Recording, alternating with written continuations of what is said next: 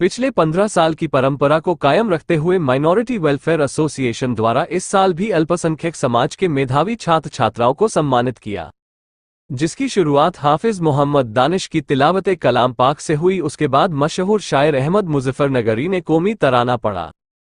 कार्यक्रम की अध्यक्षता राणा ग्रुप ऑफ इंडस्ट्रीज के चेयरमैन जाकिर अली राणा की व संचालन समाजवादी पार्टी के पूर्व जिला उपाध्यक्ष असद पाशा द्वारा किया गया। कार्यक्रम के मुख्य अतिथि चरथावल विधायक पंकज मलिक रहे। समारोह में अल्पसंख्यक समाज के 75% या उससे अधिक अंक लेने वाले लगभग 350 छात्र व छात्राओं को ट्रॉफी व सर्टिफिकेट देकर सम्मानित किया।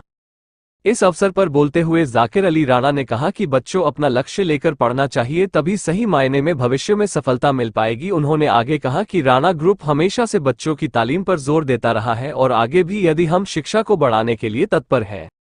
मुख्य अतिथि चरथावल विधायक पंकज मलिक ने कहा कि शिक्षा ही एक ऐसा रास्ता है जिससे बच्चे आने वाले समय में बड़े से बड़ा मकाम हासिल कर सकते हैं। उन्होंने ये भी कहा इस तरह के कार्यक्रम करके ये यकीनन प्रशंसा की पात्र है।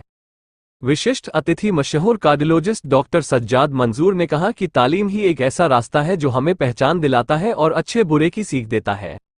यूसुफ खान शान आलम काजी शादाब ने कहा कि चाहे आधी रोटी खाएं लेकिन अपने बच्चों को जरूर पढ़ाएं। हमारा विभाग शिक्षा को आगे बढ़ाने के हर संभव सहायता के लिए तैयार है।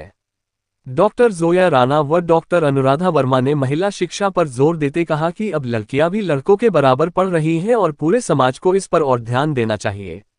संस्था के सरपरस्त सरफराज आलम, रईस अहमद व शहजाद अली गौर ने कहा कि इस तरह के प्रोग्राम होते रहने चाहिए ताकि अन्य बच्चों को भी प्रेरणा मिले और वो भी पढ़ाई पर ध्यान दे। समाजवादी पार्टी के पूर्व जिला उपाध्यक्ष असद पाशा ने अपने संबोधन में कहा कि सिर्फ तालीम ही एक ऐसा रास्ता है जो एक बच्चे को जीरो से हीरो बना सकता है। कार्यक्रम के अंत संस्था के अध्यक्ष जफरयाब खान ने आने वाले मेहमानों का शुक्रिया अदा किया। उन्होंने बच्चों समझाते हुए कहा कि सिर्फ अपनी तालीम पर ध्यान दें और खास तौर पर लड़कियों को कहा कि फालतू के फैशन और फिजूल खर्ची से दूर रहें।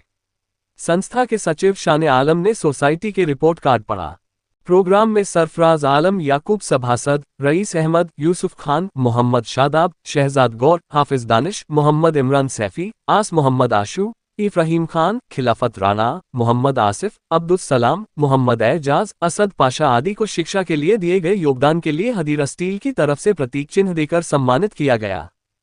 कार्यक्रम में मुख्य रूप से शमशेर मलिक, वसीम राणा, कलीम त्यागी, मास्टर अल्ताफ खान, शादाब खान, रईसुद्दीन राणा, मोहम्मद अहमद खान, तहसीन अली, इम्तियाज खान, मोहम्मद तारिक सागरी, डॉक्टर मोहम्मद यूनुस, मुनव्वर जिया, मासूम अली त्यागी, वली हसनैन जैदी, जावेद आलम, नजमी त्यागी, परवेज आलम, शाइस्ता मैडम, नसरीन परवीन, लाइबा जबी, अमजद अली राणा, नदीम राणा, एडवोकेट महबूब आलम, मतलूब आलम, हाजी कमर आलम, इजहार खान आदि मौजूद रहे।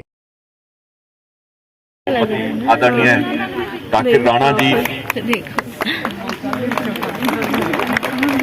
हमारी छोटी बहन डॉक्टर जोया राणा जी, डॉक्टर अनुराधा वर्मा जी,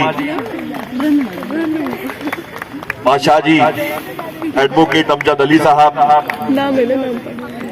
और बहुत ही सम्मान के काबिल इस कार्यक्रम के आयोजक और समिति के सदस्य आदरणीय जफरयाब साहब, सरफराज जी,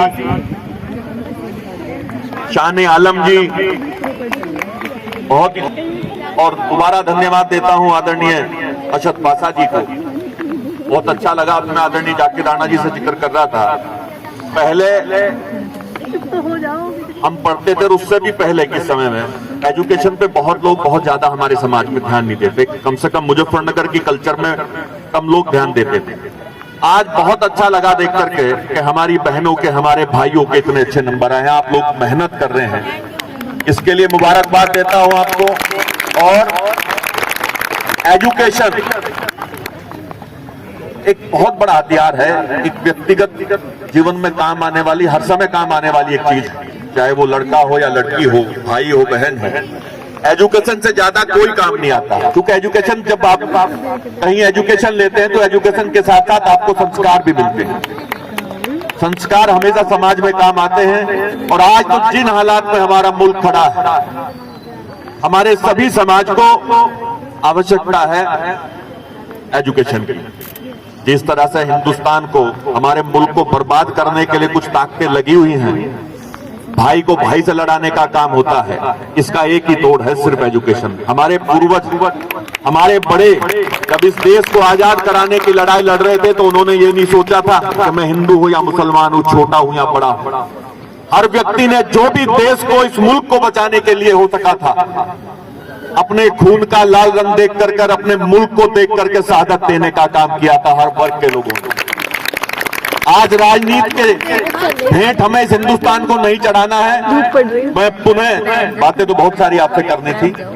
बहुत छोटा सा एक मोमेंटो होता है और एक हमारा सर्टिफिकेट होता है, लेकिन सच में आप लोग जो कर रहे हैं उसके लिए आप अपने लिए खूब जोरदार ताली बजाइए। अपने अंदर का जो कॉन्फिडेंस और बूस्ट अप करके आप अपने आप को यहाँ तक लेके आए हैं, इसे छोड़िएगा नहीं। बस यही कहना चाहती हूँ मैं यहाँ पे से कि हम लोग क्या करते हैं, कभी कभी किसी चीज की वजह से, किसी भी कारण की वजह से अपनी पढ़ाई से अलग हो जाते हैं। पढ़ाई से आपको अलग नहीं होना, कहीं पर भी कोई प्रॉब्लम आ रही है उसको हमें प्रॉब्लम को सॉर्ट आउट करना होता है। पेरेंट्स से भी ये कहना चाहूंगी कि पेरेंट्स, अभी बात हो रही थी, पेरेंट्स कहीं ना कहीं अपने बच्चों की पढ़ाई छुड़वा देते हैं किसी स्टेज पे आके, किसी भी कारण से। तो आप अपने बच्चों की पढ़ाई ना छुड़वाइए, अपनी भी, अपने आस पड़ोस की भी, किसी भी कारण से हो कुछ, यहाँ काफी लोग होते हैं जो उसमें सपोर्ट करते हैं। और स्टूडेंट्स को तो मैं कहूँगी कि नॉलेज के लिए पढ़िए, नंबर लाने के लिए मत पढ़िए। ऐसा नहीं है, यहाँ बहुत सारे ऐसे स्टूडेंट भी बैठे हैं सर कि जिनकी जो परसेंटेज है 74.5, 74% रह गई, और वो मुझसे अभी बोल रहे थे, यहीं खड़े हैं, हमारी 74% रह गई, तो हमें अवार्ड नहीं मिलेगा क्या? तो ऐसा नहीं है, जिनके 74% है, परसेंटेज कुछ नहीं होता है, परसेंटेज है तो इस लेवल पे नहीं है कि जिनकी कम परसेंटेज रह गई है तो वो बच्चे पढ़ नहीं रहे। लेकिन अगर आपकी नॉलेज अच्छी है तो आपके पास बहुत सारी हाइट्स हैं, बहुत बड़ा आसमान है, एक खुला आसमान है, और उस आसमान को पाने का सिर्फ एक ही जरिया आपके पास है, वो आपकी पढ़ाई है, वो आपकी एजुकेशन है, आपकी नॉलेज है। और एजुकेशन को ये नहीं होता है कि हम रट के पढ़े, नंबर ले आए, क्वेश्चन आंसर्स कर लें, वो पढ़ाई नहीं होती। आप अपनी नॉलेज को कितना बढ़ा रहे हैं, अपनी नॉलेज को बढ़ाकर उस चीज से आप कितना अपने अंदर सरोबार कर रहे हो, उस चीज को, जो चीज आपको आगे लेके जाएगी। नॉलेज के लिए पढ़िए, नंबर्स के लिए मत पढ़िए, क्योंकि यहाँ बैठे बहुत सारे लोग हैं जिनको आज तक नहीं पता हमारे नंबर कितने आए थे, लेकिन आज वो कामयाब है। तो कामयाबी का जो सबसे बड़ा फलसफा है वो आपका ज्ञान है, संस्कार है,